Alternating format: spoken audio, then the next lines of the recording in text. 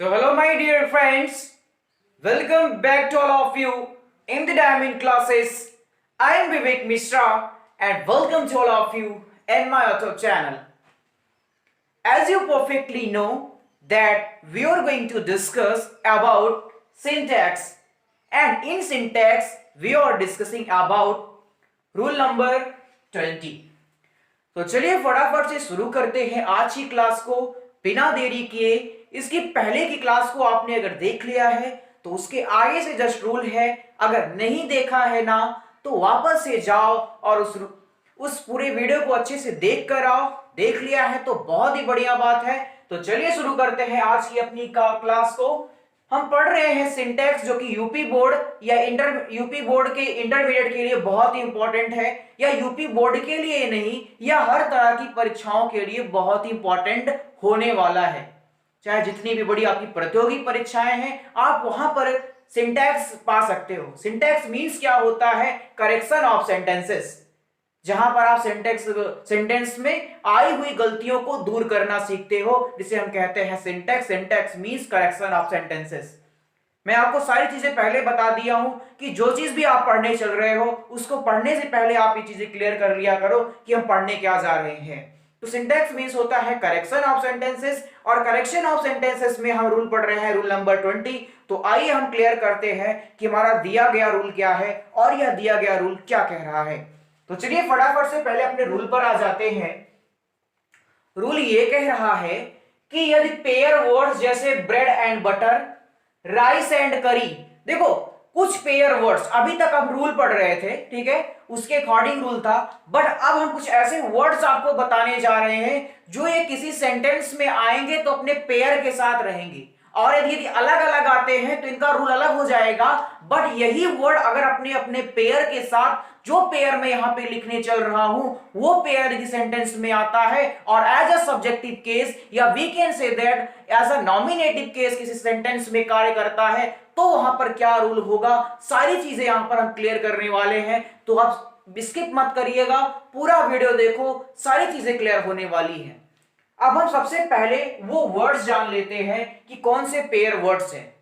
यदि pair words जैसे bread and butter, bread and butter, rice and curry, hammer and sickle, slow and steady, truth and honesty, horse and carriage, crown and glory, rise and rise and fall, coming and going, age and experience, long and short, bag and baggage. दिए गए words क्या क्या है, फिर से सुनना। Bread and butter, rice and curry, hammer and sickle, slow and steady, truth and honesty, horse and carriage, crown and glory, rise and fall, coming and going, age and experience, long and short, and bag and baggage. तो पहली बात तो ये clear करो कि जो ये words रहेंगे उनका एक दूसरे से कॉम्बिनेशन जरूर रहेगा। जैसे bread and butter, rice and करी, हॉर्स एंड कैरेज, ये सब क्या है, देखो एक दूसरे से लगे हुए हैं, कमिंग गोइंग। और यहां पे क्या हो गया, bag, baggage, long, short, age, experience, तो एक दूसरे से ये रिलेटेड होंगे। रूल ये कह रहा है यदि किसी सेंटेंस में पेयर वर्ड्स जैसे bread and butter, rice and curry, hammer and sickle, slow and steady, truth and false, truth and honesty, horse and carriage, crown and glory, rise and fall, coming and going, age and experience, long and short, bag and baggage, ये सारे words यदि sentence में आते हैं तो इनके साथ हम हमेशा सिंगुलर वर्ब का प्रयोग करते हैं। इनके साथ हम क्या करेंगे, हमेशा सिंगुलर वर्ब का प्रयोग करेंगे। इनके साथ प्लूरल वर्ब का यूज नहीं किया जाएगा। और भी कब, जब ये क्या करेंगे, इनके साथ में ही। जैसे राइस अगर अलग आता है या करी अलग आ रहा है तो वहां पे रूल की बात नहीं हो रही है, यहां पे बात हो रही है कुछ पेयर वर्ड्स। अगर ये पेयर वर्ड्स जैसे दिया गया है इसी तरीके से आते हैं तो किसी भी सेंटेंस में और ये कंडीशन क्या होनी चाहिए, यदि सेंटेंस में आएंगे परंतु यह किसका कार्य करेंगे, एज अ सब्जेक्ट कार्य करेंगे, या सब्जेक्टिव केस या नॉमिनेटिव के केस में आते हैं तब ये रूल फॉलो होगा। वर्ड्स क्या क्या होंगे एक बार फिर से सुन लो।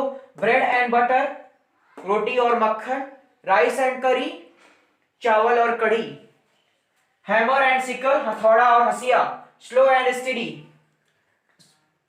धीरे और तेज, ट्रूथ एंड हॉनेस्टी, सत्य और ईमानदारी, हॉर्स एंड कैरेज, घोड़ा और सामान, जो बोझा जिसको कहते हैं, crown and glory, rise and fall, ऐसी तरह से सब एक दूसरे से क्या हो गए, कमिंग एंड गोइंग। आप समझ रहे हो ना, age and experience, long and short, bag and baggage, etc. ठीक है, मतलब कि इसका मीनिंग क्या होगा, एक दूसरे से रिलेटेड होगा और एक ही सेंटेंस में एज अ सब्जेक्ट कार्य करते हैं, तो इनके साथ आने वाली वर्ब जो होगी हमेशा सिंगुलर फॉर्म में होगी। अब मैं आपके लिए सेंटेंस लिखता हूं, जैसे ये चीज, चलो जैसे ब्रेड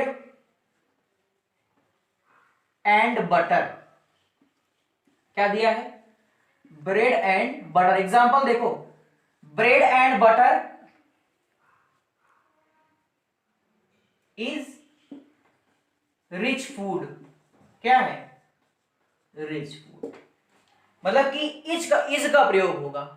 ठीक है, यहां पे आप आर नहीं लगाओगे, क्या करोगे, हमेशा सिंगुलर वर्ब आएगी। कब आएगी, जब ये दोनों एक साथ में एज अ सब्जेक्टिव केस आएंगे। फॉर एग्जांपल आप देख ही रहे हो, bread and butter is rich food.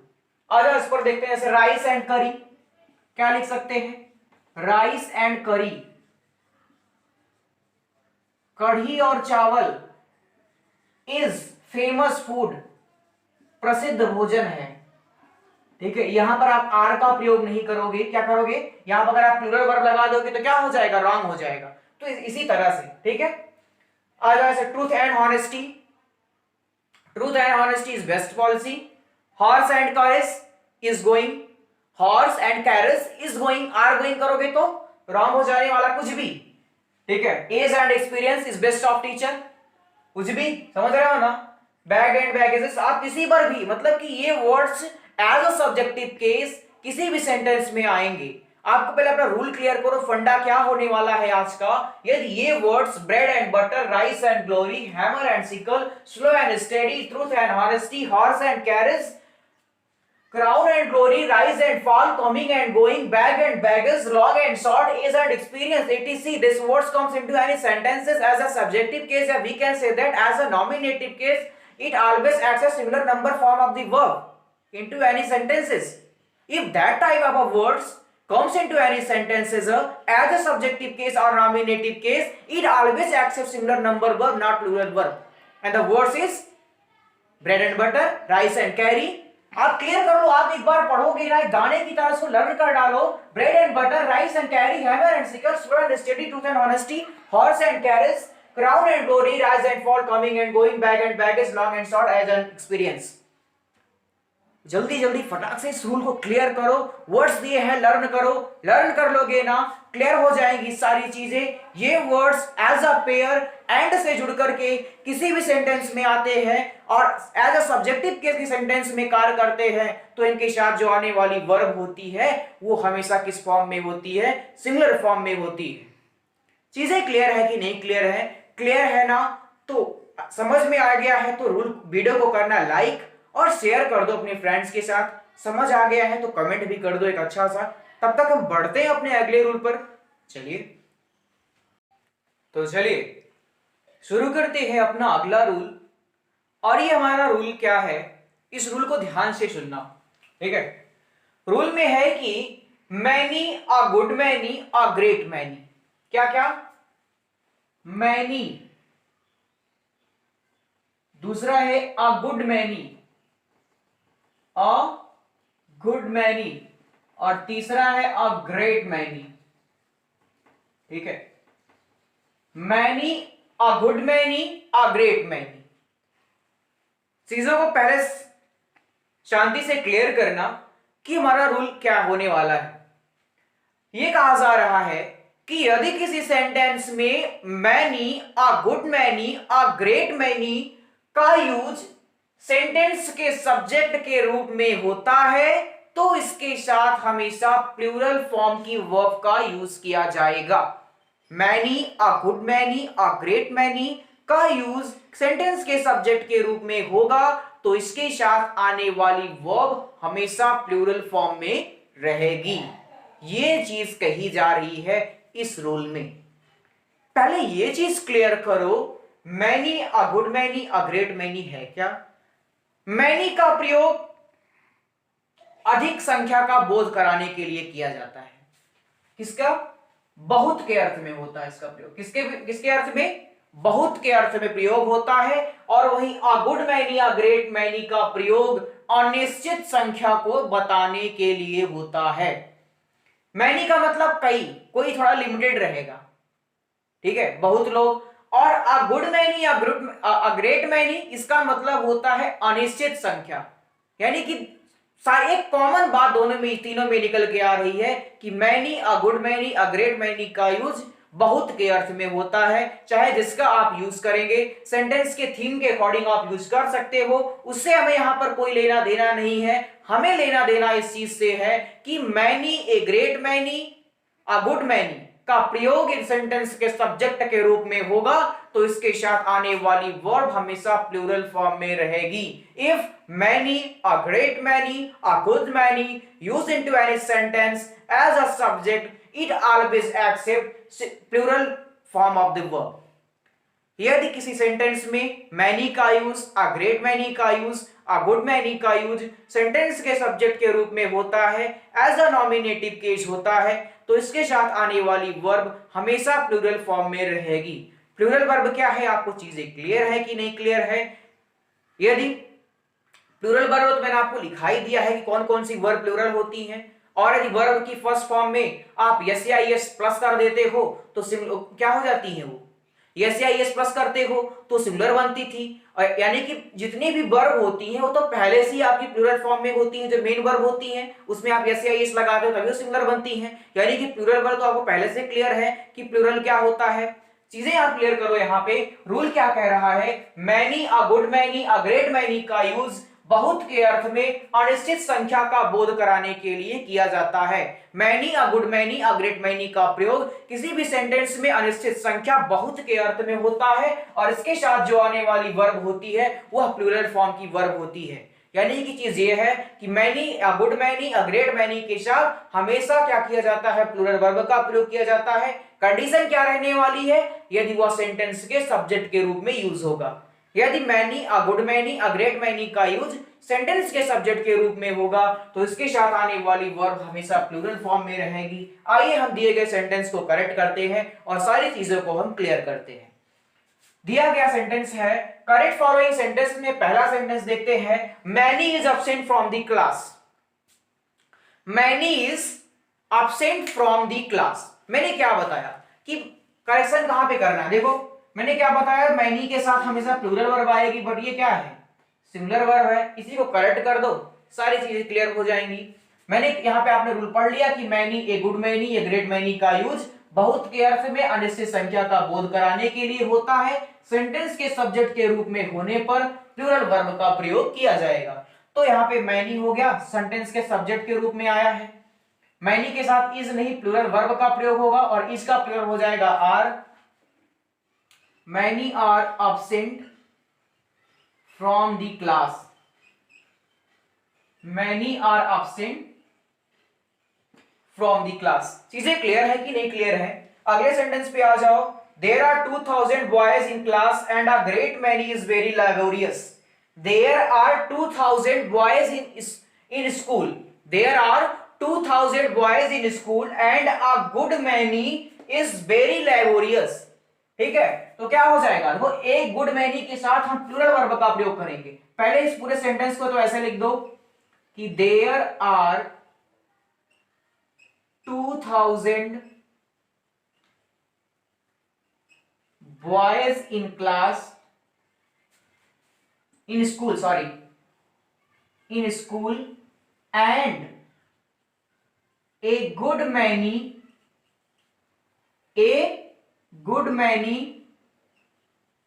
are very, यहां पे इस के स्थान पे आर का प्रयोग कर देंगे बस, आर वेरी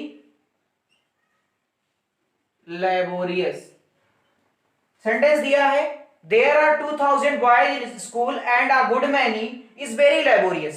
तो ए गुड मैनी के साथ प्लूरल वर्ब का प्रयोग होगा, सिंगुलर वर्ब का यूज नहीं होगा। तो जहां पे इज है वहीं पे आर कर देंगे, चीजें क्लियर हो जाएंगी। क्लियर है ना? रूल समझ में आया है? एक बार फिर से बता दे रहा हूं पूरा रूल, ध्यान से सुनना। किसी भी सेंटेंस में many, a good many, a great many का प्रयोग सेंटेंस के सब्जेक्ट के रूप में होता है तो इसके साथ हमेशा प्लूरल वर्ब का प्रयोग होगा। जो ये बहुत के अर्थ में इनका प्रयोग होता है जो अनिश्चित संख्या का बोध कराते हैं। ठीक है, करेक्ट फॉलोइंग सेंटेंस में many is absent from the class, many यहाँ पे आर प्रयोग कर दोगे और यहाँ पे ए गुड मैनी के बाद इसका प्रयोग था वहां पर भी आप आर का प्रयोग कर दोगे। सपोज करो यहाँ पे वॉच का प्रयोग होता तो आप वर कर देते, हैज का प्रयोग होता तो हैव कर देते, या ड्रिंक्स होती तो ड्रिंक कर देते। क्लियर? तो चलिए रूल क्लियर है, रूल क्लियर है ना? तो फटाक से करना लाइक इस वीडियो को। तब तक हम बढ़ते हैं अपने अगले रूल पर। चलिए, हाँ चलिए शुरू करते हैं अपना अगला रूल, रूल नंबर 22। ठीक है, इस रूल में क्या है, ध्यान से सुनना इस रूल को और सारी चीजों को क्लियर करना कि ये रूल क्या कह रहा है। ठीक है, चलिए रूल में है कि मैनी ए या मैनी एन का प्रयोग, मैनी ए या मैनी अन का प्रयोग किसी सेंटेंस के सब्जेक्ट के रूप में होता है और उसके बगल में सिंगुलर काउंटेबल नाउन आता है। यानी कि हम ये कह सकते हैं कि यदि किसी दिए गए सेंटेंस का स्ट्रक्चर मैनी ए और an plus singular countable noun होता है, यदि किसी दिए गए सेंटेंस का स्ट्रक्चर मैनी ए और मैनी अन प्लस सिंगुलर काउंटेबल नाउन होता है तो उसके बाद आने वाली जो वर्ब होती है वह सिंगुलर फॉर्म में होती है। If many a or many an used into any sentence as a subject, yeah we can say that it used like a nominative case, then we use singular verb with it।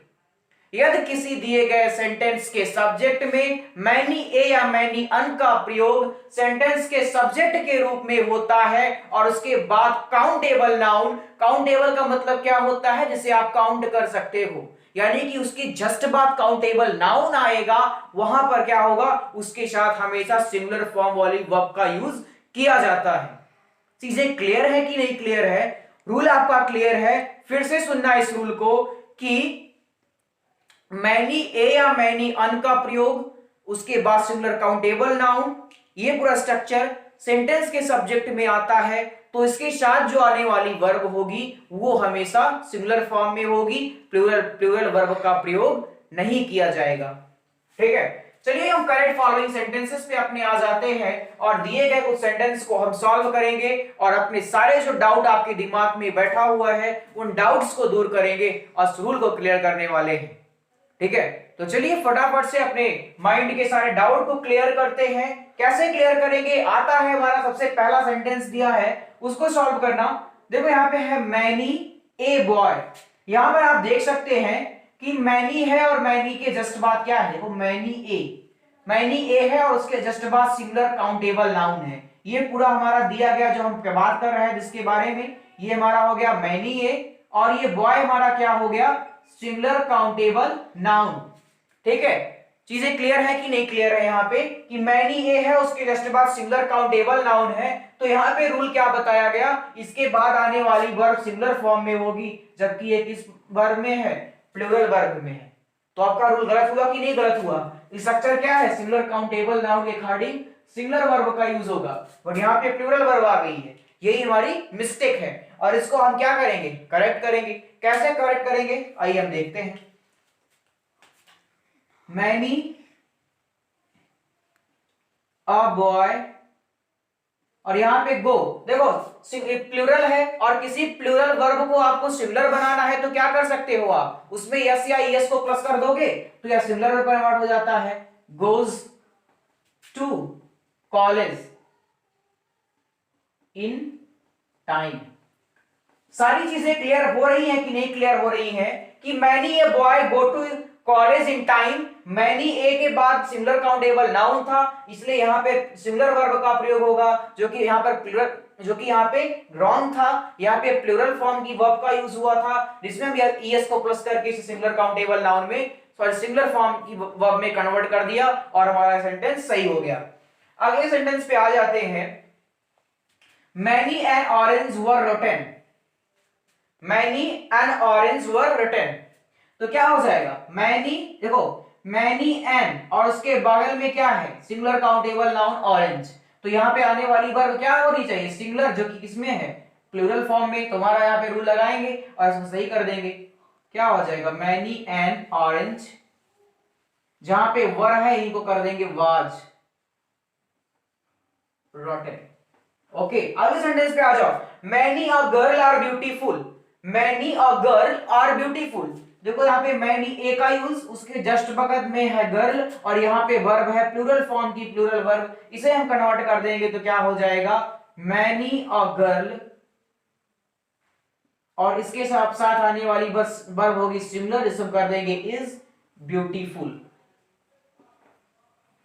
चीजें clear है कि नहीं? सारी चीजें जो मैं आपको बता रहा हूं वो चीजें क्लियर होनी चाहिए कि दिया गया है कि रूल नंबर 22 में ये कह रहा है कि मैनी ए और मैनी अन का प्रयोग होगा और उसके साथ में सिंगुलर काउंटेबल वर्ब रहेगी, सिंगुलर काउंटेबल नाउन रहेगा, तो उसके साथ आने वाली जो वर्ब होगी कौन सी होगी सिंगुलर फॉर्म में होगी। एक बार रूल फिर से पढ़ो कि मैनी ए मैनी अन पर सिंगुलर काउंटेबल नाउन का यूज सेंटेंस के सब्जेक्ट के रूप में होता है, तो इसके साथ सिंगुलर वर्ब का यूज होता है। यहां पे मैंने सारी चीजें आपको बता दी, चीजें क्लियर है ना? तो फटाक से लाइक करना वीडियो को और हम चलते हैं अपने अगले रूल की तरफ।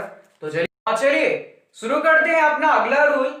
हमारा रूल है, अब इस रूल में हम बात करने चल रहे हैं अबाउट इंडेफिनिट प्रोनाउंस, ठीक है? देखिए इसके पहले के जो हम रूल्स पढ़ रहे थे उसमें हमने पर्सनल प्रोनाउन के पर्सन के बारे में डिस्कशन किया था और अब हम चल रहे हैं इंडेफिनिट प्रोनाउन के बारे में डिस्कस करने। इंडेफिनिट प्रोनाउन से कुछ रिलेटेड सिंटैक्स के रूल हैं जिसके बारे में हम कंफर्म करेंगे, वो रूल को क्लियर करेंगे, सारी चीजें यहां पर हम क्लियर करने वाले हैं। रूल को क्लियर करने से पहले ये चीज जानो कि इंडेफिनिट प्रोनाउन किसे कहते हैं। इंडेफिनिट प्रोनाउन क्या करते हैं?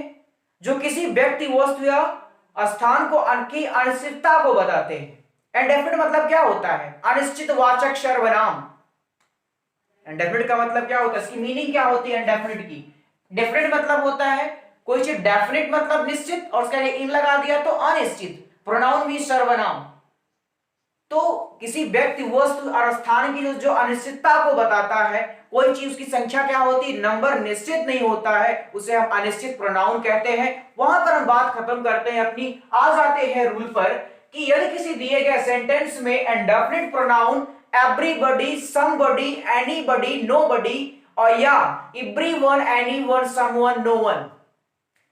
रूल को क्लियर करो, यदि किसी दिए गए सेंटेंस में indefinite pronoun everybody, nobody, somebody, anybody या एवरीवन, समवन, नोवन और anyone, everyone, someone, known, anyone का यूज होता है और यह क्या करते हैं अनिश्चित व्यक्ति के लिए होते हैं, क्योंकि इसका मतलब ही क्या होता है अनिश्चितता।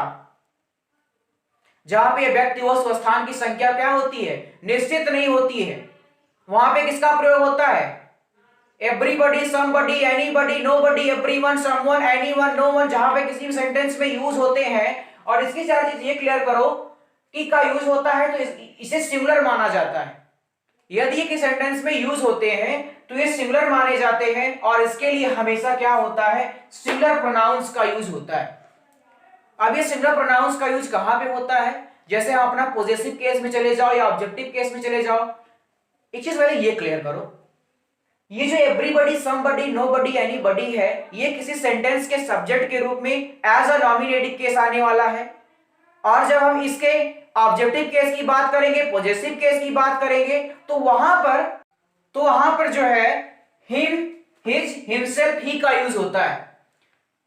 थोड़ा चीजें वो क्लियर करो पहले, थोड़ा तो कैसे, ये आपका सब्जेक्ट का स्ट्रक्चर सपोज करो, यहां पे आपका सब्जेक्ट रहने वाला है, क्या रहने वाला है सब्जेक्ट रहने वाला है, इस प्लेस पर रहेगी वर्ब और यहां पे सपोज करो आपका ऑब्जेक्ट है और इस बीच में जैसे कुछ वर्ड्स आ सकते हैं जिसमें आप क्या करते हो ऑब्जेक्टिव केस से कुछ प्रोनाउन आते हैं, जैसे हिज, हिम, देम, समझ रहे हो ना? वो चीजें जब आती हैं तो यहां पर जो आएंगी उसकी बात यहां पर की जा रही इस स्थान की, कि यदि यहां पर everybody, somebody, anybody, nobody, everyone, someone, anyone, known का यूज होता है, तो यहां पर जो आने वाला प्रोनाउन होगा इसके अकॉर्डिंग जो पॉजेसिव केस के प्रोनाउन आएंगे या ऑब्जेक्टिव केस के प्रोनाउन आएंगे वो सिंगुलर प्रोनाउन होने चाहिए, प्लूरल प्रोनाउन नहीं होनी चाहिए। सिंगुलर प्रोनाउन का मतलब क्या आता है, ही या सी या इट।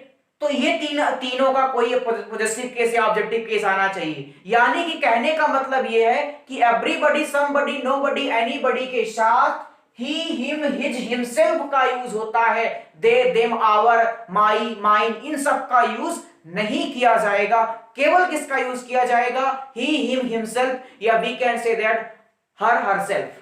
इन सब चीजों का यूज किया जाने वाला है और किसी का यूज नहीं होगा। और इसके साथ जो आने वाली वर्ब होगी वो सिंगुलर होगी, प्लूरल नहीं होगी।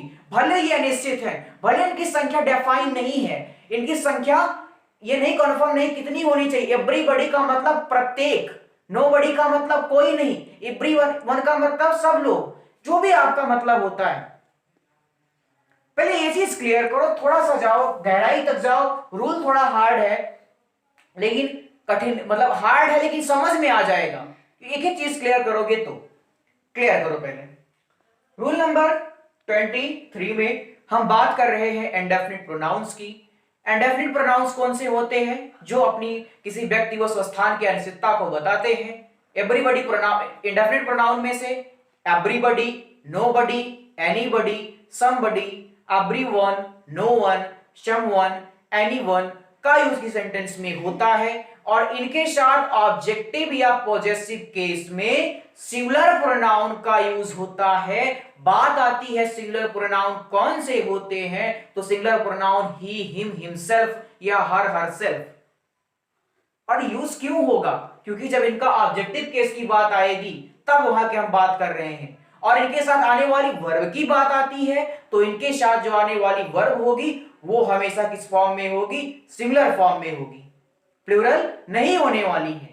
तो सारी चीजें क्लियर है कि नहीं क्लियर है। यदि किसी दिए गए सेंटेंस में इंडेफिनिट प्रोनाउन सब्जेक्ट के रूप में आएंगे और कौन कौन से प्रोनाउन होंगे, एवरीबॉडी होगा, समबडी होगा, नोबडी होगा, एनीबॉडी होगा, एवरीवन होगा, समवन होगा, नोवन होगा, एनीवन होगा, ये कि सेंटेंस में आते हैं तो इनके साथ किसका प्रयोग होता है, सिंगुलर वर्ब का प्रयोग होगा। और इनके अगर हम पॉजेसिव या ऑब्जेक्टिव केस के प्रोनाउन की बात करते हैं, साथ यूज किया जाने वाला है तो इसके साथ हमेशा सिंगुलर प्रोनाउंस का यूज होगा, प्लूरल प्रोनाउंस का यूज नहीं किया जाएगा।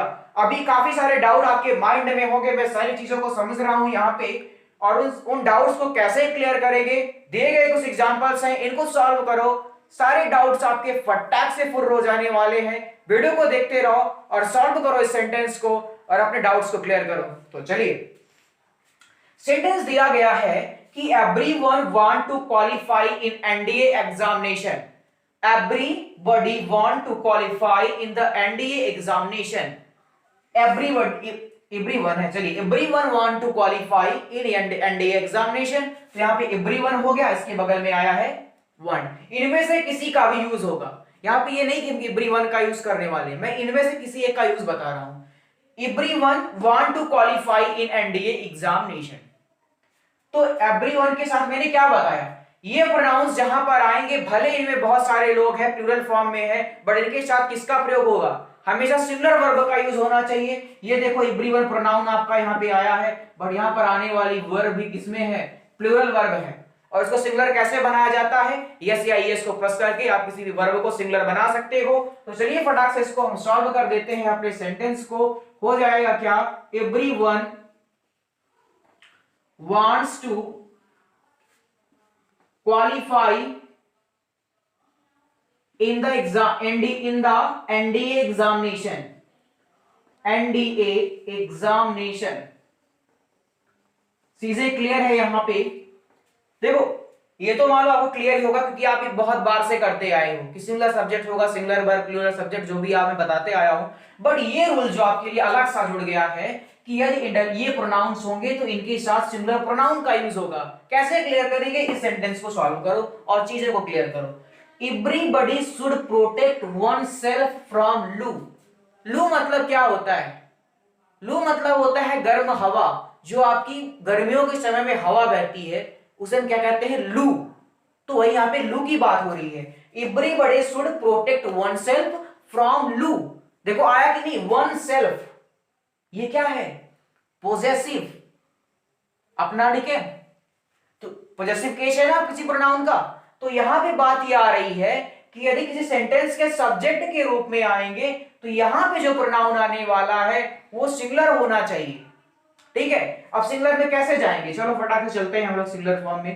पहली बात तो यहाँ पे क्लियर करो ये चीज। अब वर्ब देखो तो वर्ब आपकी कोई दिक्कत नहीं है, क्योंकि शुड से कोई लेना देना रहता नहीं है, चाहे सिंगुलर सब्जेक्ट हो चाहे प्लूरल सब्जेक्ट, सबके साथ शुड का प्रयोग होना ही होना है, तो यहाँ पे कोई ज्यादा ध्यान देने की जरूरत नहीं है। एवरीबॉडी शुड प्रोटेक्ट, हाँ वन सेल्फ का मैंने क्या बताया, इसके साथ हमेशा सिंगुलर सब्जेक्ट, यहां पे आप हिमसेल्फ कर सकते हो या हर सेल्फ कर सकते हो, तो हम चलिए यहाँ पे हिमसेल्फ ही कर दे रहे हैं। आपका मन करे तो आप हर सेल्फ कर दो, हिमसेल्फ फ्रॉम लू। Everybody should protect himself from लू। क्लियर है चीजें। अगले सेंटेंस पर आ जाते हैं। Everybody should love their country. Everybody should love their country, यहां पर क्या है, एवरीबॉडी आपका प्रोनाउन है और इसका प्रयोग होगा शुड का, तो होगा ही। यहां पे देखो देयर, मैंने क्या बताया, देयर यहां पर आपका पॉजिटिव केस का प्रोनाउन, यहां पे इसका प्रयोग होना चाहिए सिंगुलर का, तो सिंगुलर का पॉजिटिव केस क्या हो जाएगा, यहां पे करो फटाक से, एवरीबॉडी शुड लव, देयर के स्थान पे आप कर दोगे हिज कंट्री। ठीक है, हिज कर दो या हर कर दो। चीजें क्लियर है ना, अब तो क्लियर हो गई है ना, क्लियर है ना तो फटाक से लाइक के बटन को दबाओ, और अभी भी नहीं क्लियर है तो एक बार फिर से रूल को सुन लो अपना, क्लियर नहीं है तो एक बार फिर से रूल को क्लियर करो। क्या रूल है, रूल ये कह रहा है कि यदि किसी दिए गए सेंटेंस में indefinite pronoun everybody, nobody, anybody, somebody या everyone, no one, someone, anyone आता है तो इसके साथ हमेशा हम पॉजेसिव या ऑब्जेक्टिव केस में सिंगुलर प्रोनाउन का यूज करेंगे। सिंगुलर प्रोनाउन आपके हो जाएंगे ही, हिमसेल्फ, ठीक है, हिज, ये सब हमारे आपके किसमें आ जाते हैं, सिंगुलर प्रोनाउन में आते हैं, और इसके साथ जो आने वाली वर्ब होगी वो सिंगुलर में होगी। तो रूल क्लियर है ना, क्लियर है ना, तो चलिए ठीक है, आज के लिए बस इतना ही।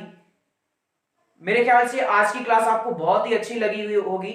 अच्छी लगी है तो लाइक करना, शेयर करना, कमेंट करना, और शेयर भी करो अपने फ्रेंड्स के साथ जिसको इसकी जरूरत है। और वे लोग जो मेरे चैनल पर पहली बार आए हो, इससे पहले आपने मेरा वीडियो कभी नहीं देखा था, तो करना क्या है, सबसे पहले करना वीडियो को लाइक, और फिर इस तरफ आएगा सब्सक्राइब का बटन, चैनल को करना सब्सक्राइब और ऑन करना बेल नोटिफिकेशन को, जिससे आने वाली हर वीडियो की लेटेस्ट अपडेट आप तक सबसे पहले पहुंचेगी, जो कि बहुत ही बढ़िया बात है। इसी तरह की और वीडियोस को पाने के लिए आप बने रहिए द डायमंड क्लासेस के साथ। सारी चीजें जो एग्जाम में आती हैं, कहीं पर भी पूछी जाती हैं, मैं यहाँ पे आपको क्लियर करने वाला हूं। आप पर डे मेरा वीडियो देखो और सारी चीजें आपको कंफर्म होती जाएंगी। तब तक के लिए बने रहिए द डायमंड क्लासेस के साथ। That's all, love you all.